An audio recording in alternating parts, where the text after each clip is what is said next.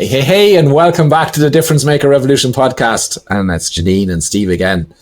Oh my gosh, today's podcast is a bit of a mouthful. Like after you've had 3 pints of Guinness, trying to even say this. Steve, how do you come up with these topics that we're in a pub, have had 3 pints of Guinness, and you expect us to talk about how your mindset shapes reality and belief drives success? Well, it's something that's near and dear to my heart. So it was, something that I didn't even have to think about when you asked me what you want to talk about. But normally, if we were sitting in a pub drinking Guinness, I would come up with a topic that had tree all the way through it. Yeah. Funny. From an Irish friend. Yeah, well, you see, you're getting an Irish accent now, so you'll be saying 3 trees in no time too. True. I'm saying savage and what else did I say the other day? No bother. You're a man. You're man. That's my favorite. You're man. So Jeanine, we can say that now to Steve and say, you're man, and you know who we're talking about. It's crazy. how quick you pick up on confusing. Let's talk mindset.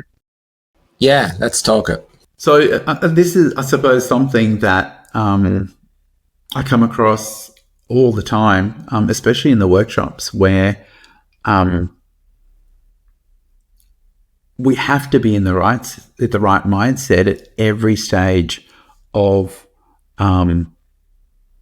the photographic experience in order for our clients to create great clients. A lot of the times when people are telling me what their challenges are in their business, it's coming from their mindset in most cases. And you can see it in their language, because mindset affects their language. It affects how they communicate. And so when we're not straight and we're not aligned in our mindset, clients get confused. Mm-hmm. And it's almost like a steering wheel to a car. Even though we may be looking in the other direction, it's where we're steering the car that matters, and our mindset is that steering wheel. And we tend to steer people or steer our clients towards what our mindset is. And so it shapes not just our reality, but our clients' reality. So I was on a call today.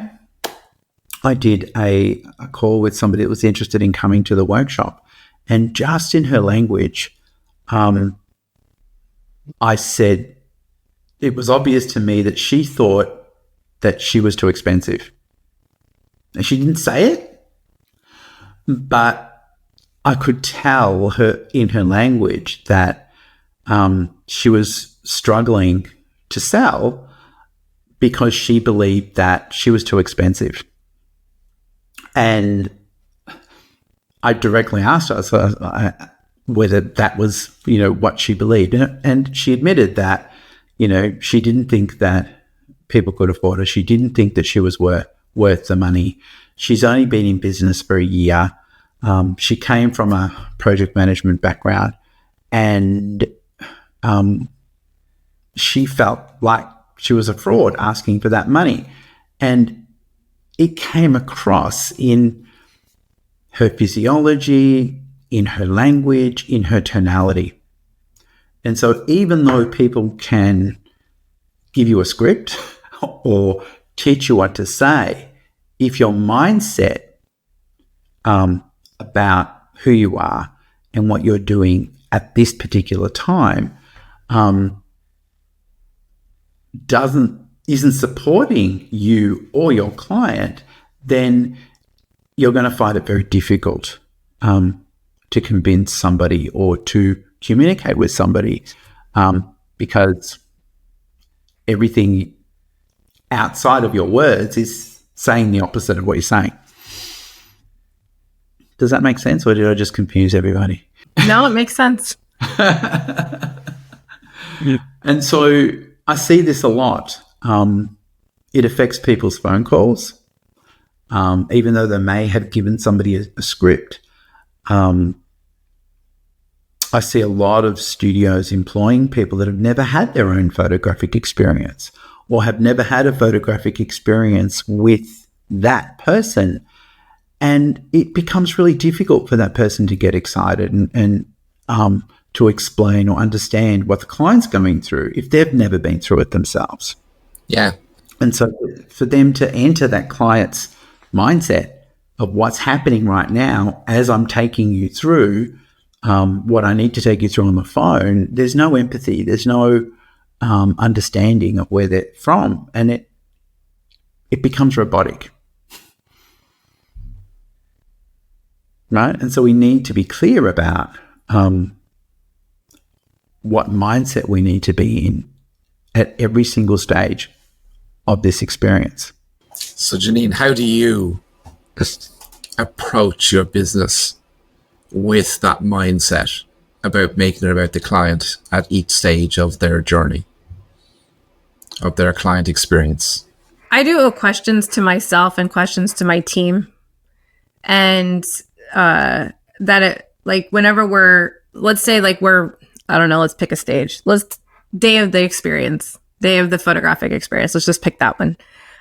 So when I'm laying out what we're going to do that day, like when I'm planning my systems and I'm planning how we're going to do it, some of it is from the logistics of what we need to do, internally. But the rest of it is, and everything we do internally, it's still with the client focus. Like, how can we make the client's day better? What do we need to do in the studio to make the clients feel special? How can we make their life easier? From little things of, we make sure, like, if we know that they're going to come at 10, at around quarter till, we have our eyes on the outside, because moms carrying lots of stuff with kids and car seats and strollers need help. And we don't want them to start off their experience struggling to get out of the car, especially when it's 100 freaking degrees outside. You know what I mean? So, or raining for that matter. And it rains a lot here. So we're out there right away offering to help. We don't say, can we help you? Like, let us help you. Little word changes. And we talk about that as a team. Like, how can we use our words? How can we be better about what we say, how we offer, how we do things. And then from walking in the door, like the signage, the flow of getting to the changing area, just little things that just make a difference to the client. And then of course, even like I said, like even the things that we need to do internally, like lights and camera cards and, hanging job jackets and things like that. It all is still to make it a seamless experience for the client. And so it just becomes like every stage when we think about it, like, how can we make this better? How can we focus on our client? How can we make their experience even better than what it is? So that way we're truly serving them. And so it's just something you do. Like, you have to make that conscious decision every single day. And then when you're specifically working, like, you're working on improving a process in your studio, you have to start it with that frame of mind on how can you make this better for your clients, and how are we doing this to be client focused. Jeanine, as you were talking, you reminded me of what my studio went through at one point. And without even realizing it, we as a team, got into this really bad habit of using language like, is the 2:00 client here yet? And referring to a client as a time. The 10 o'clock, the 9 o'clock, the 5 o'clock. And we didn't even realize that we were doing it. And then when the clients arrived, nobody knew their name because we've all been calling them the 2 o'clock or the 5 o'clock or the 3 o'clock. And so once I realized, and we started saying, okay, so, who is the 2 o'clock? Because we need to know their names. So let's look up their names. Let's get to know them and be prepared. And it was a very different experience when we were greeting our clients by name, and then everybody that came in behind the next person knew the client's name. And it really became something that they commented on, because we had a guest book that everybody wrote in about their experience as they were after they've chosen their photos and they've paid for their photos. We then asked them to fill out the guest book. And the one thing that came up consistently was, I can't believe everybody knew my name. And it was reciprocal, right? They then mentioned, the names of all the people that worked with them. And even when, sometimes we would get thank you notes, they would mention the people by name. But when it was the 2 o'clock client, it put us in a different mindset, right? Now, when we changed, okay, so what are we going to do for this client, to how are we going to delight this client? What's that extra thing that we can do, right? Because what we're going to do for the client is the bare minimum, right? That's a given. But when we started talking about how we're going to delight this person, what can we do to surprise this person, then suddenly the team was thinking of, it's their birthday next week. Why don't we do a pre-birthday thing? Her husband says he likes whatever. Let's make sure that that's here. Let's surprise her. Her husband couldn't be there, but we're going to call him and see if he can call just before she goes in to see the photos to tell her how excited he is to see them. Just these little things to delight the client. It just changed the energy of the studio. And what I found was that our energy totally affected the client's energy. And it totally affected the whole day. And that's now reminded me of another time when I went to visit a client last month. The energy and I was an observer for the first client, and but the energy was low. And so that client didn't have a great time, didn't spend very well, was complaining a lot. But then when I made everybody aware of it and we purposely lifted our energy, it was a completely different vibe in the studio, and the clients reflect that. And so our mindset completely shapes reality and the client's excitement. So it was interesting when you were saying that, because it reminded me of, yes, it was really important for us to know everybody's name. And people like hearing their name. People like hearing their names. They really do. And that helps form that relationship with people. And it's funny because it became one of those, it's so simple, but it became one of those things for me that was really hard. And so I had to really focus on it. Like a lot of times, like you remember the mom's name, but like you end up saying dad, like, come here, dad, or, come here, and I'm like, no, I've got to get the dad's names. I've got to remember it. And so I have to, you come up with your little mnemonic things, like how you can remember people's names. And so like for me, it became like making a joke about it with, that's my personality, right? So when I'm like, sir, what's your name? Remind me your name one more time. I promise I'm not going to forget it, but if I do, I'll call you dad, and then I would remember their name. Because I would make it, and they would laugh about it too, because they knew that was my way of showing them I'm really trying to remember your name too. It's not just about your wife and the baby, that I value you and I think it's important. And so it's just funny, but it does become very, you just have to focus on it. You can't, and I've heard a lot of photographers and our members say, well, I'm just bad with names.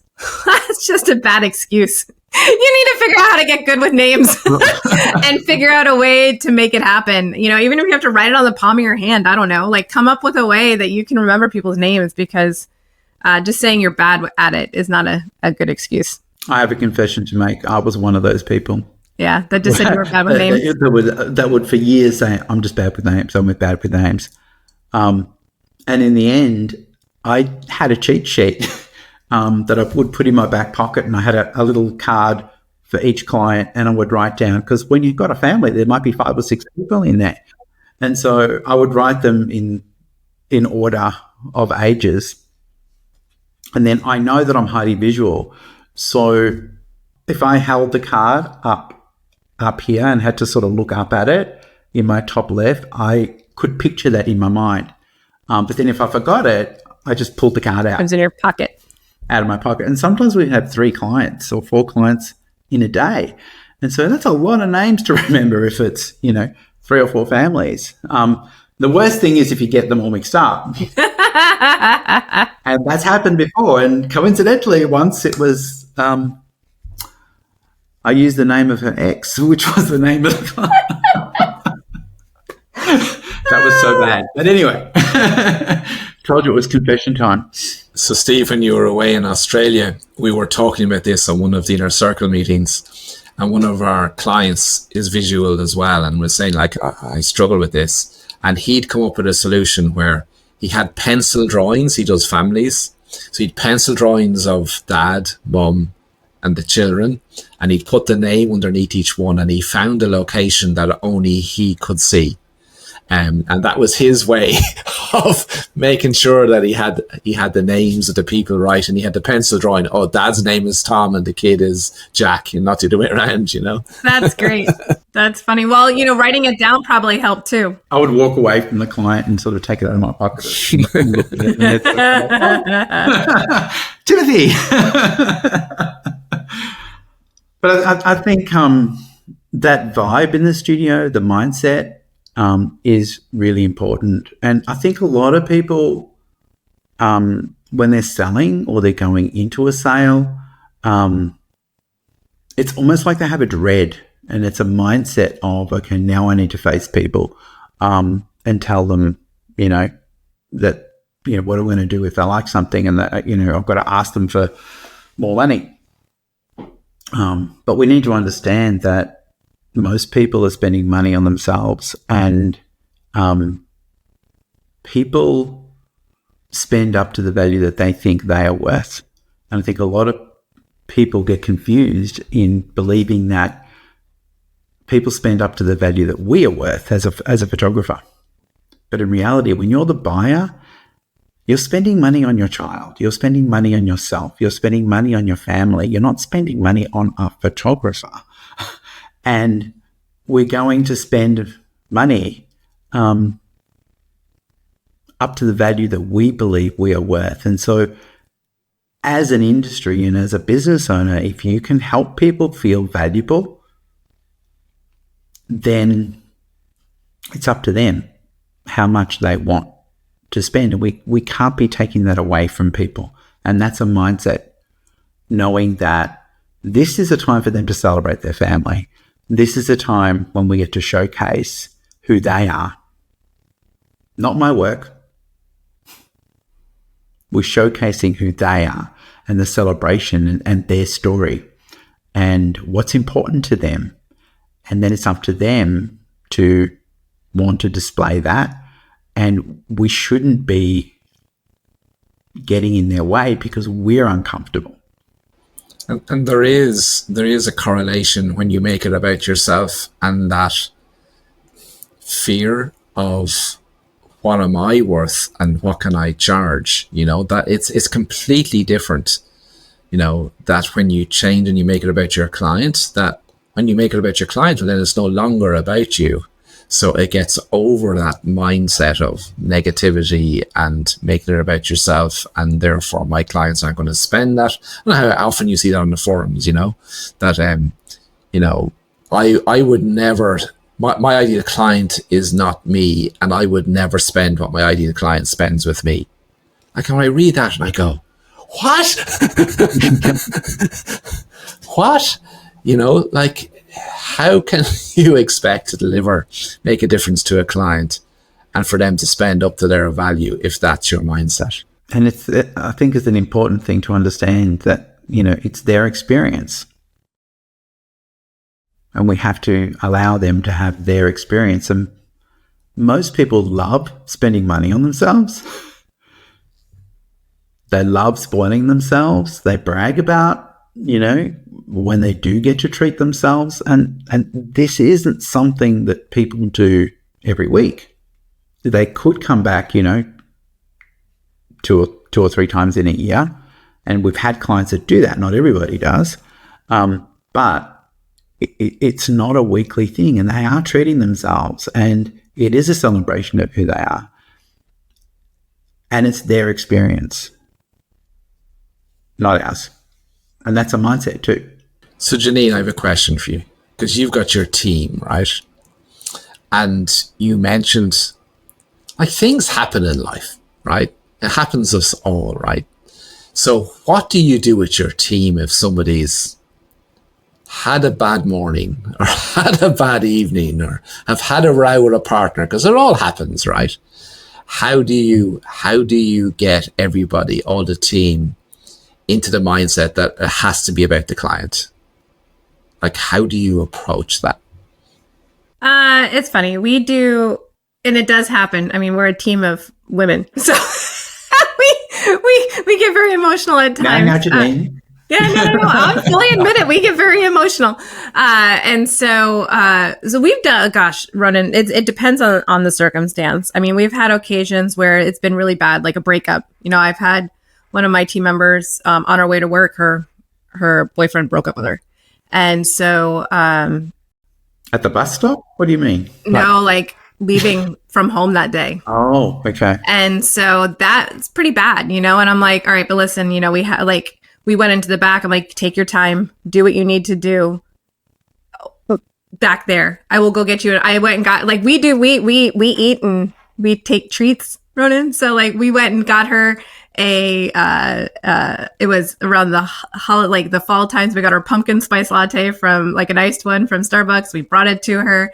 We went and got some donuts, and we're like, let's just sit here and let's have our moment, and then let's move on. Right. Because I don't think you can ignore, like, our personal problems too. You can't just brush them off and say, your problem doesn't matter. Now let's focus on the client, right? It's acknowledging that we are all humans. We have personal things that happen, and bad things do happen. Bad days happen, bad things happen, fights happen. So we acknowledge it, we talk about it, we vent a little bit about it. We do the caretaking that we need for it, and then we do something to break that. Sometimes it's a song, sometimes it's we'll change the music that's being played over the speakers. We'll laugh, we'll do something silly. You know, and then we go to focus on the client. And so for us, it's a matter of acknowledging, venting, and then making the decision. Now it's time to move. And, but it takes something to break that. That's why usually for us, it's food and music. And, you know, we'll play a song, we'll eat something, find a favorite treat, and suck it up and go. And then refocus on the client. And it's interesting because that's what one of the things I love about what we do is we're so client focused in our business. Like, goodness, can you imagine having a bad day at home and then going to a job that you hate? Like, that just that has nothing to do with making people happy, nothing to do with celebrating people's lives. And you have to face the whole day focused on the miserable life that you just had. You know what I mean?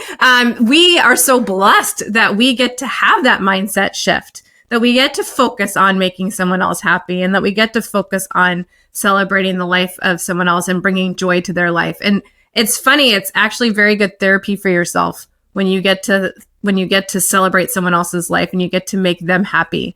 And it really is a blessing. And so we're very lucky. We have the most amazing profession in the world.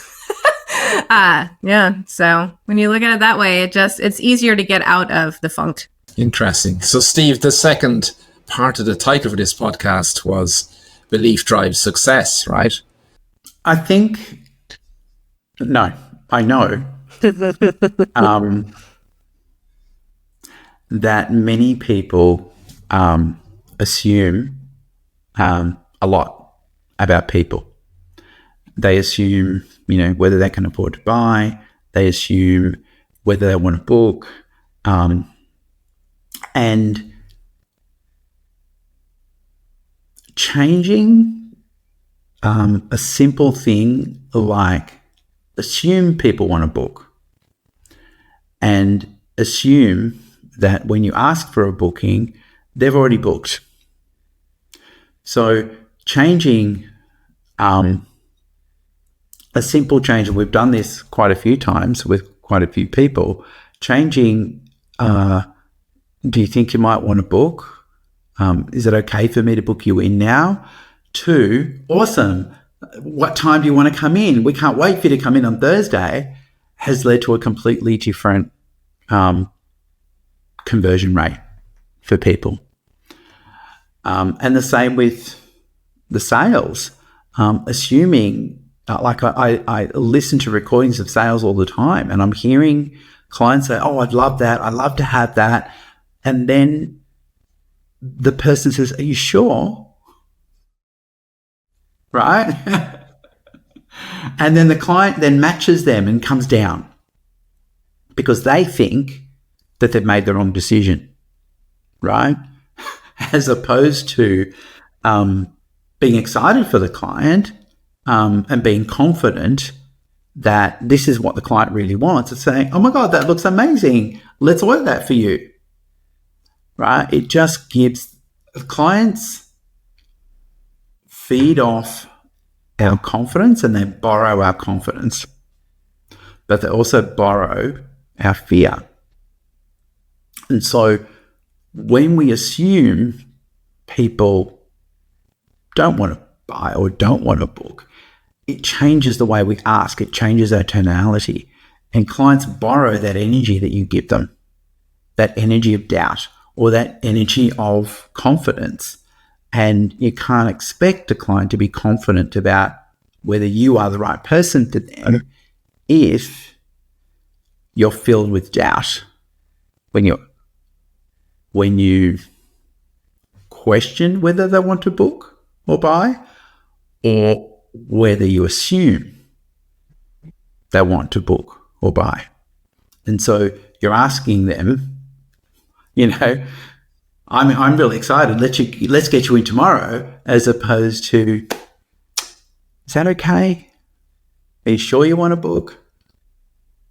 Right? It's very different.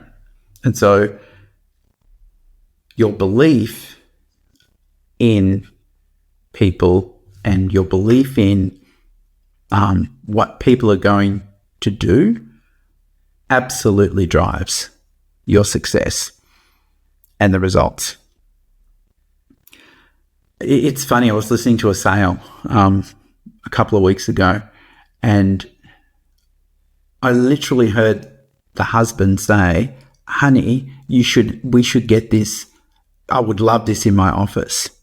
And the salesperson shut him down, said, no, it's her decision, and she wants this for the lounge room. Right? But it was not about not having something for the lounge room. He wanted something extra for his office of her. But because that person believed that all my clients buy one piece of wall art and they weren't capable of hearing that they actually were going to buy two pieces of wall art. And in the end, he gave up because he asked 4 times. I counted 4 times.